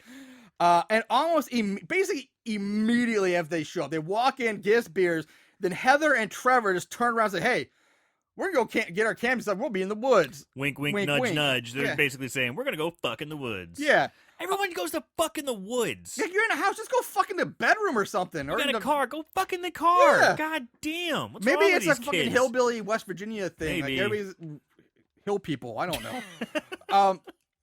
Goddamn hill people fucking in the woods again. So, and they're found basically by Rich and his girl Hannah, the blonde. They immediately like, "Yep, okay, they're going. Oh, we're gonna go too. We're out here. We're going in the woods So too." almost 4 of the 6 people that just show up turn around and instantly leave. And so that leaves Meg, Howard, and Bobby, the blonde guy, and Meg turn around and say, "Howard, go find Simon." And so he leaves. So now it's just Meg and the blonde guy sitting on the couch watching TV. Out in the woods, Heather and Trevor, they're setting up the tent, but quickly give up on that. Like, fuck the tent so they can have sex. Sure. She rides him for maybe 15, 20 seconds again. Again, topless, and she looks also very young. And very not into this at all. Yeah. So, yeah, the sex ends after like basically 20 seconds, in which Trevor just gets up to go get firewood. He's like, all right, I'm done. I'll go get some firewood. So while Trevor's looking for the firewood, Porkchop comes up behind him, grabs the hatchet that he apparently was holding, and uses it to chop off all the fingers of Trevor's left hand. In one swing. In one swoop. Yep. And then he then kills Trevor by repeatedly bashing his head against a tree. And using the term bashes very lightly. I'm using that very gingerly because it is very liberal with that term because he's like tapping his head against a tree. It's the live actor is going, ah, as he's slowly mushing his face against a tree to make it look like he's getting his face smashed. Yeah. And then there's a hard cut, and Porkchop's hand just all of a sudden whoosh, smashes as hard as he can in the tree, basically bursting what should have been Trevor's head. Yeah. In this pile of mushy goo. It's so inconsistent because it's like soft pat, hit you so hard I smash your head into the tree, brains bursting everywhere. Yeah. What the fuck? So, after the looks so shitty. it did. The kills are not it's pretty bad looking. I can't say any better than that. It's bad. After the kill, we finally see Porkchop for the first time in this movie. The pig mask. It's now covered in stitches and looks like something like Leatherface would wear. Yeah. So it's like leather pig face, if you will. And so meanwhile, Heather now is falling asleep in her sleeping bag. We join up with Rich and his girl Hannah, and they come across the barn/shed. And they go inside to find the altar, which is, again, just candles in a bucket. But it's all lit up this time. Yeah, the candles are lit up. It's all lit up. It looks better lit up. It does look better lit up, but it's still candles in a bucket. Rich tells her a story about Porkchop that very few people know about, and he basically says that Porkchop didn't kill all of his victims, that he left one woman alive to basically use as his sex toy. Because he is a man, he had needs. And on that note, that turns around enough that they can get to porking. Because why not? Yeah. Because I'm sure every girl gets wet and horny after hearing a story about a psycho killer in a pig mask raping women while they stand in a dark, creepy barn in front of the killer's recently used altar. I know my wife does. Oh, that's the best sex ever. God damn it. So we go back to Heather. Porkchop just walks over, kicks her in the head and knocks her out, stuffs her down into her sleeping bag, and just drags her away. Never to be seen again. Never see what happens to Heather. Back at the house, Bobby and Meg watching TV. The cliche news special report comes on the TV about a family making a plea for the safe return of their daughter who went missing last week or some bullshit. So it's got to be maybe the high school girl that got taken away, or maybe I didn't even think about that. Maybe one of the lesbian hitchhikers. Maybe, or it could just be some other random character we've never met. They don't really make the connection. No, they don't. Just some girl. And this scene gets so awful. I mean, it's so bad. Like, I can't even think of a word big enough to really hit home how bad this is. Embarrassing. It is embarrassing. Yeah, there we go. We watched the supposed footage of this family, the news footage, but all it ends up being is the family talking over each other, which leads them to arguing and then them cursing each other out. And this is where we see Cool Duder. Yeah, and I guess it's supposed to be funny, but it just sucks and kills whatever shitty flow or momentum this movie actually had going for it. Just killed it for me at this point. Mm-hmm. It's awful. It's embarrassing to watch. It's so bad. It's so badly done. Like the people don't even look like they don't even look comfortable being on camera. The one guy next to Cool Duder, Sean Phillips, just looks like out of place and like scared shit. Like he just and it's like obviously I'm sure the director just said now just start yelling at each other and calling each other names. But there was no like back and forth. And, it was like the dad kept calling the son, you fat fuck, you fat son of a bitch, you fat son of a fucker, blah, blah. And the other's going, I'll kick your ass, I'll kick your fucking ass, and they're just yelling like each other like that for about a minute. Yeah, it went on way too long. I mean, even a minute was too long for this scene. It was really bad. So, basically, I said Sean Phillips is the brother. That's his appearance in this movie. We go back to the barn, where Rich and Hannah have just finished having sex, and I was like, holy shit, she's actually wearing a bra. Whoa! She's the first girl in the movie to wear a bra. Bravo. Yes. Bravo. Bravo. Yeah. So they get dressed, and Hannah wants to leave, and she's like, "I'm out of here. This is creepy." She heads to the door, but she stops, turns around to face Rick, right as Porkchop grabs him from behind and stabs him through the chest with a large knife. Which, and how the holy fuck did Porkchop get there? in? God damn it! This is a small barn. It would have easily seen this guy enter. There's no way he gets that close to him. It's a 300-pound monster. It angered me so. And he ninjas on in again. And it's light, like they're staying right by the candle. Like it's just. It's not God, dark. There's not even a back door to this barn. There's like one entrance. One entrance. And she was walking towards it. Yes. Fuck. He just appears and at least have the killers have some legit I hate it. I hate it. Hate it. I hate it so I hate it. It's okay, Marshall. It's all right. I need my binky. Ugh. Now we're getting weird. Yeah, we're getting weird. Let's get back to killing people. All Come right, on, all right. Yeah, all right. So Hannah screams. She runs out. Rich dies. No, did we just say how he died? Porkchop from behind, Yeah, stabbing stabbed him with a big knife through the chest. All right. Porky goes after her. She lets off a good scream. A good scream. It was a I good gotta scream. say, when she screams, she's really selling it. She's like, I'm gonna be the next scream queen, bitch. Yeah! She really tries. She did try. So what ensues now is like one of the worst and slowest chase scenes I have ever seen. It's a weird chase scene. And Hannah is barely even lightly jogging at best. I mean, at best. In some scenes, she's barely skittering, and others, she's hauling ass. It's like there's no, again, continuity. Yeah, and there's some scenes Porkchop's like right on her tail, and then they cut, and then he's nowhere to be seen, and she's got time to go and like look around. Yeah, and that's when she gets caught by Porky, who pins her to the ground, starts to choke her, but somehow she's able to escape with her skinny arms. Slap off. Yeah, a 300+ pound guy. Slap off, and she's like, and maybe he a buck. Slaps 20. him off enough that he falls down holding his head. I don't know. Yeah, I don't. Maybe she. And this is the thing. I would have liked it better if she like would have pulled off his mask or something like that, and he's like, "No, don't see my face," and like runs. That would have been good. Or at least like he tried to pull the mask up, and he has to like let go of it to get it back on. Yeah. And were they going for that? We don't know because the camera work was really bad. I don't think they were going for that. I just remember like slapping him, and yeah, because I'm not gonna get. Dude, I don't care how hard she slaps me, and I'm not a 300-pound pig monster. If I'm trying to kill her, I'm gonna fucking kill her. Yeah. So she gets back to the house, but although there is a scene. I'm sorry. Okay, no, that's fine. Interrupt, but as she gets up to run away, and then Porkchop gets back up. He's on his hands and knees, and he starts scurrying around on his hands and knees like a pig. Yeah, really fast. I'm like, damn, this fat guy can move. So I'm thinking this is a different actor who played Porkchop. Or the main killer. I'm not sure. I didn't do the research. Or if it is, it's not. It's the same guy. If it's the same guy, then kudos, man. He's either lost some weight or he's really learned how to like move better. Same guy who played Porkchop in the first one. Because he's moving a lot quicker. He's got some moves. All right.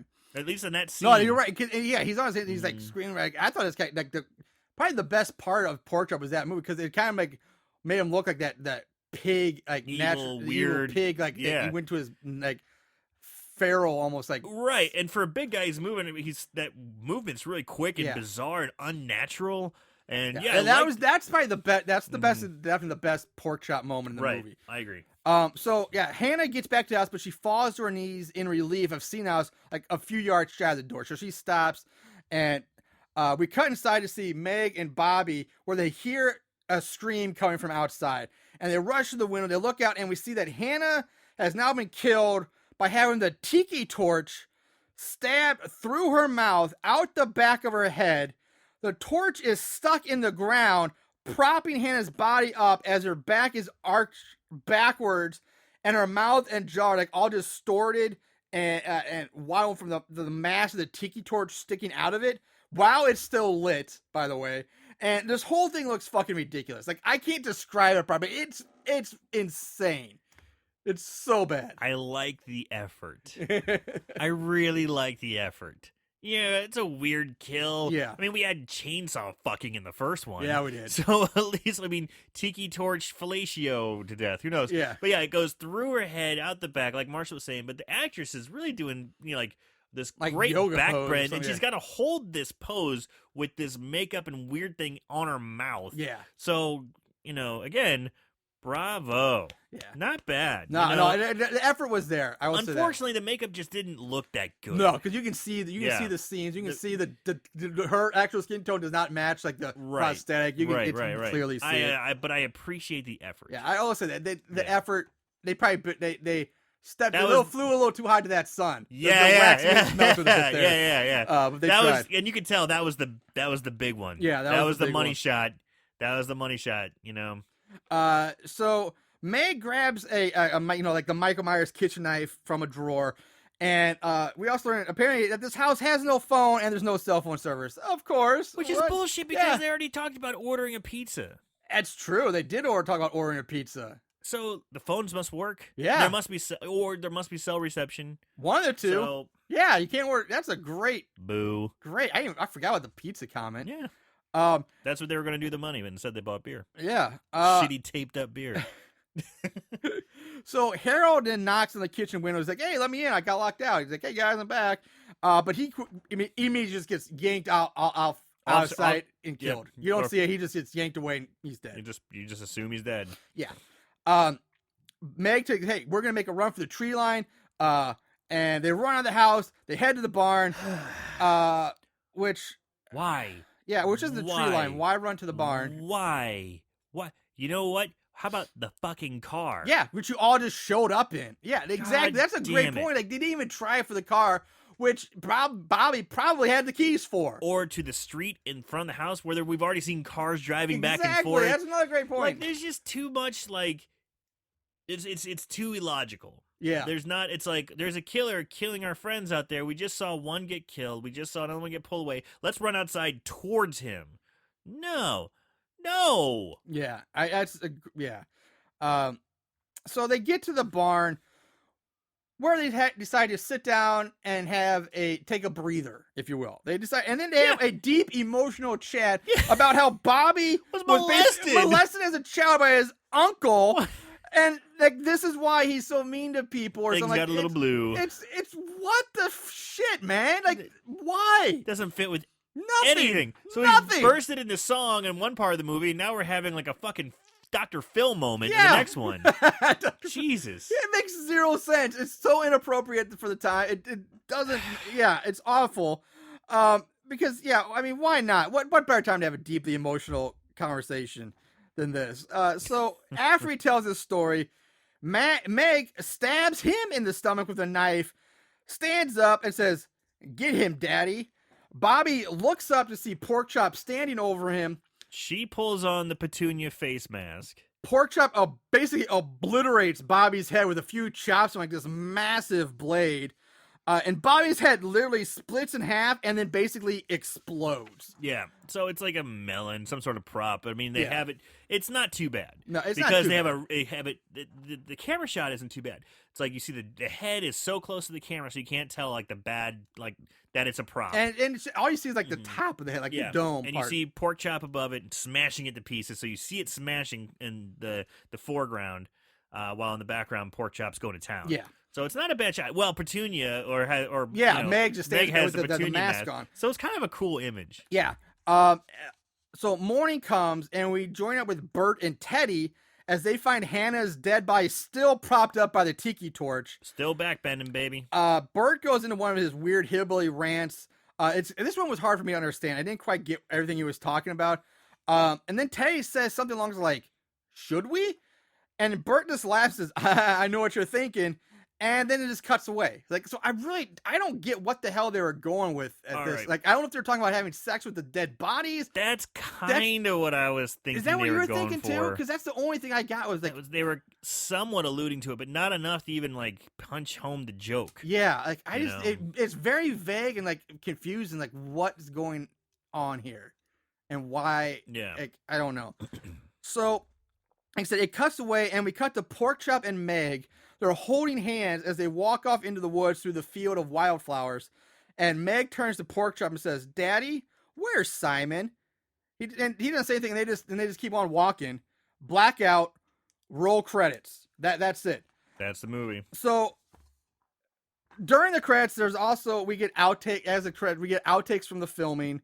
And And then at the very end, they also try to be funny at the end where it says this movie was recorded in front of a live studio audience.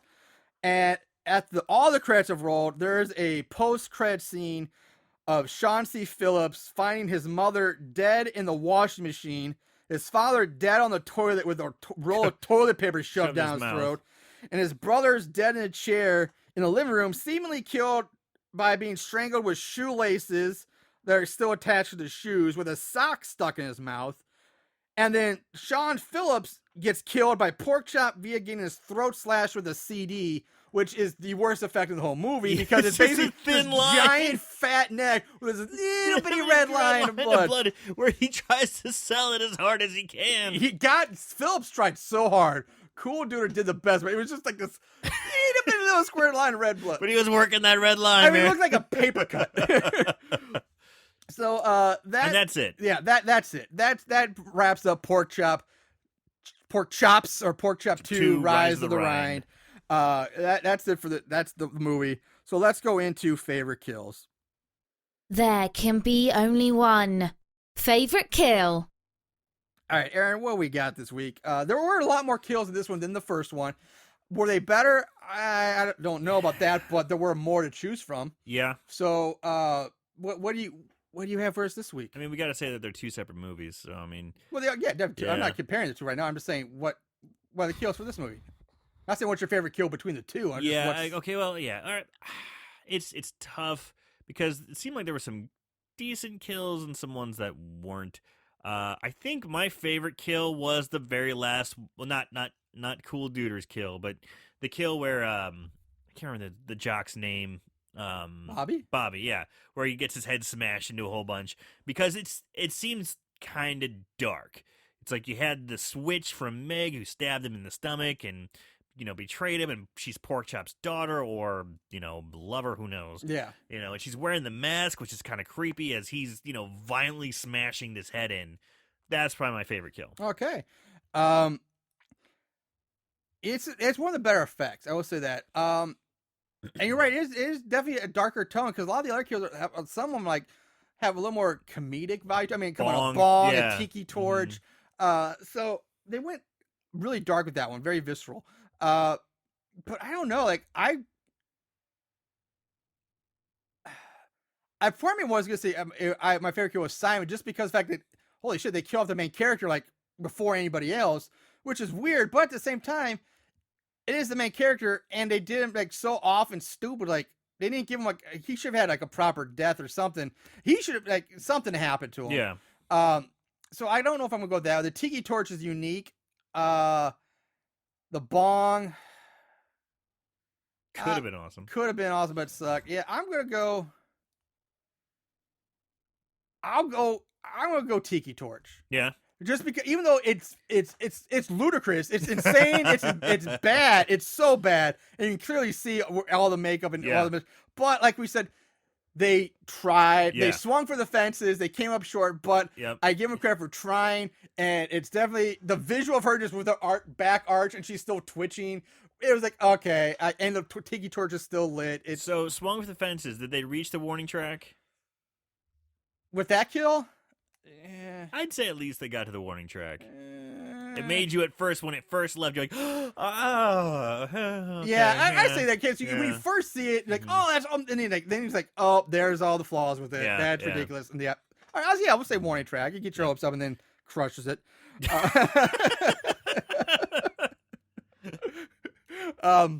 Baseball's coming, baby. St. Louis Cardinals. Woo! Cardinal Nation.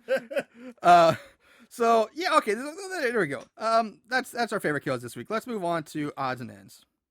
Not only did they watch these films, they researched them too. Ugh, what is wrong with these guys? All right, starting from the ratings, IMDb gives it a 5.3 out of 10.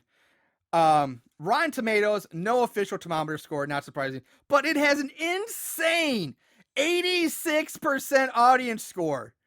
86%. That's like Star Wars Force Awakens numbers. And well, how many people voted? I did look it up. It comes from an average rate of 4 out of 5 from 8 users. Well. But still, 4 out of 5. I'm guessing those 8 probably had something to do with the movie. Hear that or just love indie horror. Yeah, I'm like 86. I about shit my pants when I saw that. And Amazon 3 out of 5. Plot keywords. Only one keyword for this movie. Aaron, would you like to guess what that one keyword is? Pig. Close. Pig mask. Pig mask. Okay. That's it. That's it for keywords. So yeah, if Moon you want to have some fun, go on there and add some keywords. Just make shit up. Nobody fucking cares. Trivia. Again, got a decent amount of this. Eamon Hardiman, the director, used his parents' home for the Simon's house, that White House. That was his parents' house, which explains why it's so nicely kept. Mm-hmm.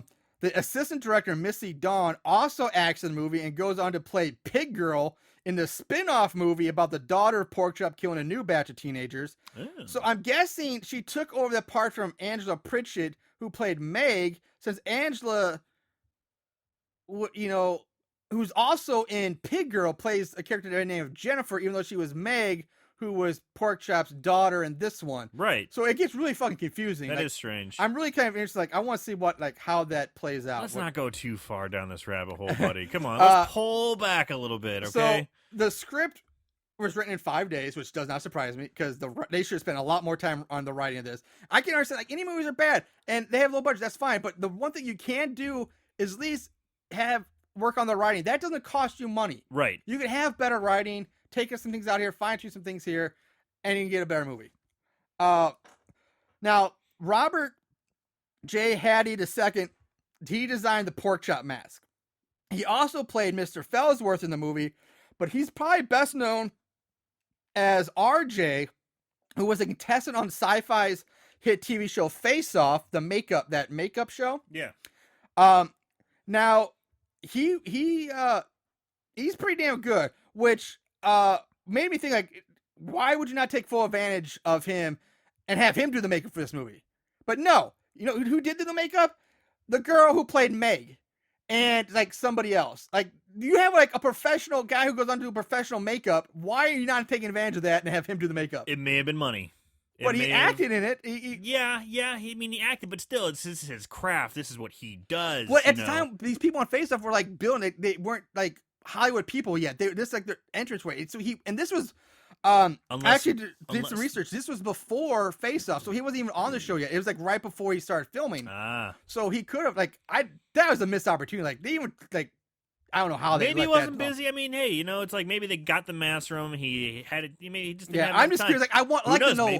Maybe Meg was an understudy. Maybe I just would like to. I'd love to be able to find out more why he didn't do the make. That's saying I have Steven Spielberg to direct a film, but instead he's just gonna play a bit part, and I'm gonna have some extra direct a movie instead. It's ridiculous. Stefan Estel Beagle, not Steven Spielberg. Yes. Estan still Beagle. The high school scenes were filmed at a local private college. Rob Cobb, who played Porkchop in both movies, accidentally hit Sam, who plays Simon, in the jaw during where he slits his throat when he comes by the camera. Yeah, they did that in the outtakes. Yeah, you see in the outtakes, but he actually does Clay clocks him. Rob Cobb also was the guy who played Howard, the big dopey guy. I thought so. Howard and Porkchop were the same guy. I thought so because I was that's a big motherfucker. Yeah. I'm he's got the look. My spider sense was tingling on that one. Well, plus you saw he never got killed by Porkchop. He just got yanked off the camera. Exactly. Yeah. Now the family news footage that was that we saw with Cooler Duder and Sean Phillips, that was his actual family. Father Herb, Mother Gina, and brother Ethan Phillips. The actual Phillips family was in that scene. So it's his dad calling him a fat fucker. Yeah. Jesus. This was also filmed in Alvin, a small town outside of White Sulphur Springs, West Virginia, which is where they shot the first Porkchop, along with Catholic Ghoul Girls, one of his other movies. Yeah. So a lot of the same filming in the same place. And this is just, you guys want to blow your load or just blow your mind on this? Get a load of this shit. I'd rather blow my load. The Blu-ray for Porkchop 3D is selling on Amazon for $1,199.97. That's what you can get it for on Amazon. Wow. Yeah, it's insane. Is it just someone who has one who's just like, fuck it, let's just... It's like, yeah, I think it's like it was like one copy, all you get, and it but it was like, yeah, $1,200 for this one shitty movie. So I also, again, like the first one, there is a commentary track, which I watched. Okay. So I picked up some more facts from the commentary. Fun. The commentary track features, on this movie, writer-director Eamon Hardiman, Brian Gano, who played Burt Felling, Brandon Rainey, who played Rich. He was the one who gets stabbed through the chest. Mm-hmm. Adam Keith Edwards, who did the special effects, so the makeup guy. Bill Hairston, who played Teddy. And Lauren Landers, who was Red, one of the lesbian hitchhikers. The one... And I'm like, first of all, goddamn, there's way too many people to have in one commentary She track. was the muff, not the muff diver. Yes. And again, I was thinking it's weird to have her, because she's in the movie for like 2 minutes and dies. Like, that's what you're going to have in the comment? Really? Her? You know, fucking Lord of the Rings did it this way. Like, they split it up between the different groups. Yeah. You know, it's like... I love it when a big much like we have the actors, then we have the director, Right, writers, then we right. have like the Special crew. effects. Yeah. I love that. Yeah. But I get they can't do it this way, but still, like, why her? Get like Meg or Simon or somebody to Right. do it. But they managed to fuck up the commentary so bad because they didn't have the audio and the track sound. So you're watching the movie play, but the audio that's playing is like several minutes. The video, is several minutes ahead of the audio track. So it's really like this. It's really disorientating. Did you have audio issues at the very beginning of the movie? Like the first third of the movie, I noticed that the lips and the audio were not matching up correctly. Yeah, there's a little bit of dubbing issues. Yes. But the whole commentary track is off. And they eventually start counting about it. And it's like, well, we fucked this up. We're going to stop talking about the movie. We'll just talk about other shit now. But it's like, I can't even watch the screen because it's so off-putting. Huh. The movie was mostly funded through Kickstarter and GoFundMe. Most of the budget went towards equipment. They recorded the commentary at the same bar that they shot and used in Porkchop 1, that little bar called The Empty Glass. Sweet. Road trip. Where Lauren Landers works, either as a waitress or a bartender, so that's where they met to get the part in the movie. Sweet. The characters Bert and Teddy are also in the movie Zombie Babies, where Teddy is also played by a different actor in each film. So apparently that's your shtick. That's the shtick. And apparently, according to Laura Landers, they took the body mold. They used the cat of her chest to get for that special effect. The original mold was put on display for a fundraiser, and she jokes that everyone she works with and everyone who came in has now seen her boobs. We are talking about RJ from Face Off. And lastly, according to Eamon Hardiman, Kylie Williams, who played Heather, the girl who had the sex scene in the woods at the end, she had a really bad fear of spiders, and during the filming of her sex scene in the woods, Hardiman saw a really large spider crawling up her ass, and he says... Up her ass? Well, like on her ass. Her Like ass, crawling up okay. or on her ass, not like up her ass. It's an adventurous spider. And Eamon says he rushed in, grabbed the spider, and threw it off of her. But in doing so, he accidentally grabbed a large handful of her ass cheek. In the process, he didn't want to scare her about the spider to cause her to freak out and put a halt to the filming. So he just said, "Sorry, I grabbed your ass," which she replies, "No problem," according to him. And that's really the last story they talk about, because then after that, the commentary just gets really too weird to even follow. So he just wanted to grab her ass. He's like, ooh, I can Well, he use does to say, he exploit very much this. like, I never told Mr. But yes, there was a big spider. I apologize. I didn't know if I should tell her then or now because I didn't want to, freak her out during the filming of the scene. But whatever. Take it for what you will. That's what he says.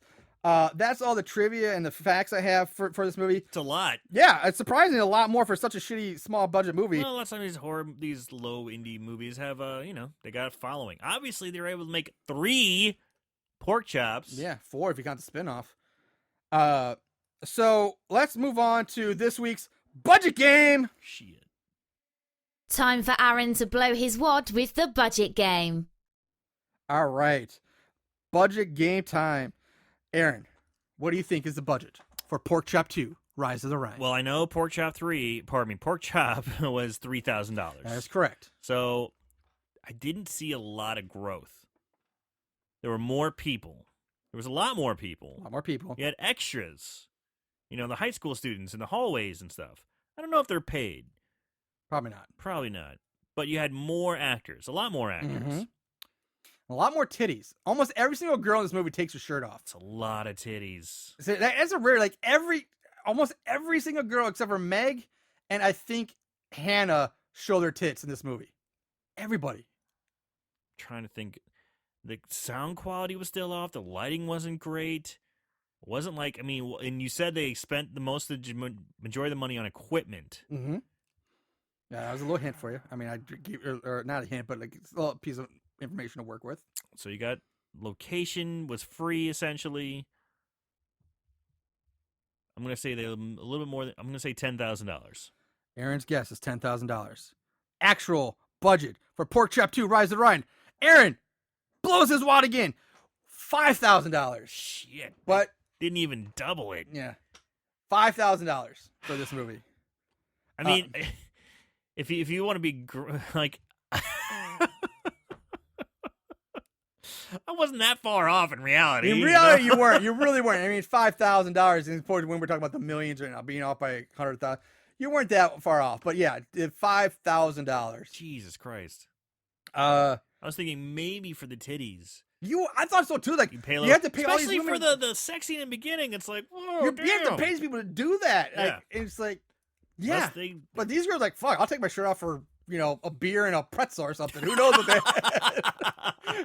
I don't know, but it's like apparently that's all. They didn't get much. Beer and a pretzel. Beer and a pretzel. Beer and a pretzel. All right, let's move on to 5-star reviews. These special movies have a place in these special people's hearts. 5-star reviews.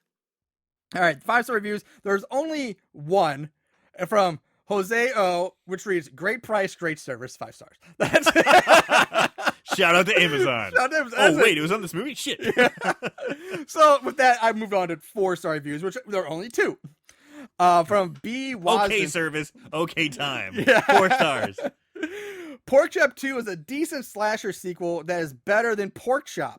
It has a faster pace and the body count seems to be higher. And it might be the first slasher movie ever made where the characters break into song as if they were in a Broadway musical. Sean C. Phillips, who is Cool Duder on YouTube, is in 2 scenes and is hilarious. 4 stars. Which, I don't know about that. Now, this is crazy. We have NetStab is back again, who also commented last week on Porkchop 1. Huh. So this is like the first, we've had a repeat back-to-back. Nice back-to-back. Yeah. All right. Now, here's what he said about Porkchop 1, just to refresh your memory. This movie was enjoyable as hell. Yes, it's shot. Yes, it's clearly made by some amateurs, but I mean that in a kind way. Somewhere outside of Hollywood, but it's clear they love what they do, and this film is a fun result. Okay, and here's what he said about Porkchop 2. Let's see. If you're looking for a movie with heart and a ton of soul, this fits the bill. 4 stars. Simple. That's what he says. 1-star reviews. There were 2. Wrote them down. Now, the first one is just a guy complaining about how the discs were scratched and unplayable. So you take that off, Dean, right now. That's the whole thing. But now, in another first, Rick Morris is back again. He also commented on Porkchop 1, and here's what he said about Porkchop 1. Oh, shit. Hated everything about this so-called horror movie. Complete abortion. I hope the third graders who wrote this crap aren't proud of themselves. I hope these people never make another film. 1 star. God damn. Yeah. So here's what he writes about Porkchop 2. I wish I could have given this and the first movie negative stars because and just like the first one, every single word is capitalized again, which is really fucking weird. I wish I could have given this and the first movie negative stars because it was a total waste of time and money. Don't bother with this sequel. It's more of an abortion than the first one. 1 star. So he actually paid money to see the second one after the first one was so bad it's an abortion. Yeah. He goes off to actually purchase another one. I wonder if this guy's got a vendetta. Like he's got it out for... He was bullied by somebody in the cast. Exactly. In high He's school. just like, fuck those guys. I'm going to fuck them every chance I get. Go watch this. That's the first time I've seen 2 of the same reviewers on the same movie in back-to-back movies. A horrible horror first. Yeah. And both basically on the same end of the spectrum. One guy loved both of them, the other guy hated both of them. So with that said, let's give our final opinion on Porkchop 2. Rise of Rind. Aaron, what are your closing remarks this week? All right. I mean, I liked Porkchop because of the fact it was such a low budget film, $3,000 made, and it had a lot. There was some fun to it. It may not have been done the best, but there was still an air of kind of fun and levity to it. Yeah. I mean, you had Elron, you had the punk rocking Brit, you had freeze frame jump. Yeah, the freeze frame. So you had some moments like that. $3,000. Okay, you just made the cut for So Bad It's Good. This one, and I said last week, this has got to kind of step up. You did say you were going to hold it to a higher standard. You got to hold it to a higher standard, so you're going to have a little bit. You almost doubled your budget. Almost. Okay, so let's see some better effects. Were there better effects? The tiki effect. There were more effects. There were more, not necessarily better. There were more. To be perfectly honest, I liked the pig mask better in the first one. I did too. I liked the pig mask better in the first one. I thought it looked more visceral, grosser. It looked scary. Yeah, I totally agree. This one looked more like something you could buy at, a Halloween store. A good mask. Yeah. I'm not saying it was bad, but it just looked like more of a prop than an actual visceral, gutted out, hollowed out pig head. Yeah, I agree. I actually full 100% agree with you on that. I preferred the mask in the first one as well. A lot of titties in this one. Can't complain about that. But at the end of the day, you didn't seem to have the campiness. It wasn't executed as well. You can tell the writing was only 5 days long. The writing suffered. It didn't flow well. I'm gonna have to say So Bad It's Scary. So Bad It's Scary. I just want to go back on the mask real quick. I think one reason why I didn't like it is I thought the stitches, where it's like supposed to be sewn together, were too big. Like if they were smaller, more realistic stitches, I think it would have been a little scary. But they were almost so big, like almost made it comical or cartoony. The mask was better. I agree, better than the first one. My take, I pretty much agree with everything you said. Mm-hmm. The budget, we should have held it to a higher standard. I think the writing was rushed. The film, I think, was rushed. The campiness was lost. It just like you had a moment of it with the singing, and then you just never went back to it, or you never did anything else that was more tongue in cheek or silly, even. I think there's a lot of things that went wrong. Like this had potential to be a better sequel. Like I get the character of Porkchop isn't bad. Like it's for an independent horror movie. It could be a solid franchise. It's just not. They're not executing it as well as they could. So I get the monetary limitations, but still, like compared, like I said, first $3,000 we gave it a pass. So Bad It's Scary, but again, this one, even it's $5,000, still not much. But I actually think they took a step backwards. They had more money, but I think they went backwards. I much rather watch Porkchop 1 again than Porkchop 2. So I also with you this week going to say So Bad It's Scary. So with that said, there is Porkchop 3D. So we are going to continue on with the Porkchop franchise, but we're going to take a break from Porkchop. I'm looking at dude. I'm sorry. I know this is audio. You guys couldn't see me. I'm like looking at Marshall like I'm going to kill you. I know. I just want to focus there. We are going to come back, and I don't know why, but I want to finish out this story. I want to see what happens with Porkchop 3D and the spin-off Pig Girl. Well, we'll see what happens, but we're going to do that down the road. Yeah, but okay, I'm sorry. I just got to go back to this one thing that I think I forgot to mention or wanted to mention, but then you started talking about Porkchop 3D, and we're going to watch it. I was like, oh my God, I lost my focus. The part where they're at the high school. Yeah. Okay, and the woods are right there, and they kill the teens couple in the woods. Mm-hmm. So Porkchop is there so close to that high school. Wouldn't you be terrorizing the kids? Or killing the kids or something along that nature. So I feel that's part of the rushed process of the writing. Like you didn't... Well, there's a lot of flaws with his methodology and all this stuff. Stuff got to me. Yeah, there's a lot of flaws. There's stuff I knew I meant to say on this, but I can't. I lost track of it now, and as soon as we get done, I'm like, oh yeah, that's what I wanted to say, and that's going to happen to me. But yeah, there's a lot of flaws with this one.